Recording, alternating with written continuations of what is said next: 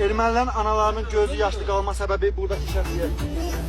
Kalan resimlerdeki nur tökülen yüzleri, yar itiren yarları, yarım kalan sözleri, ata çağıran dağları, yolda kalan gözleri, o düşen ünvanları olmaz unutmak olmaz.